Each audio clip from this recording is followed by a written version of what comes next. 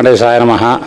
శ్రీ కంచికాముడి పెట్టేస్తా శ్రీ వెంకటేశ్వర చంద్రమౌళీశ్వర దేవస్థానంలో 1964లో శ్రీ వెంకటేశ్వర దేవస్థానము, 1968లో శ్రీ చంద్రమౌళీశ్వర దేవస్థానము కంచి పరమాచార్య వారు ప్రతిష్ఠ చేశారు. ఆ మొదట దీనికి సోమరాజు ఆంజనేయ గారిని చైర్మన్గా ఉండేవారు. తర్వాత బాల విశ్వనాథరావు గారు, తర్వాత నాగం సుబ్రహ్మణ్యం గారు.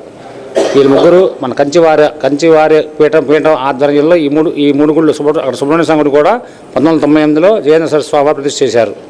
ఈ 3 దేవాలయాలు కూడా అన్ని కంచి పీఠం ఆధ్వర్యంలో జరుగుతాయి. పూజా కార్యక్రమాలు కానీ ఏ కార్యక్రమాలు జరిగినా ఎన్ని జరిగినా కూడా చాలా మహిమాన్వితమైన క్షేత్రం ఇది.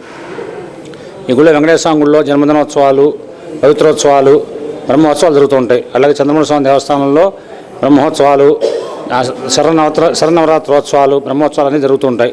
ఇలా సుబ్రహ్మణ్య స్వామి వారికి షష్ఠి రోజున కళ్యాణం అన్నీ జరుగుతాయి. అట్లాగే దేవాలయం ఈ యొక్క స్వామివారి ఆశీస్సులతో దినదిన ప్రవర్ధమానం అవుతుంది.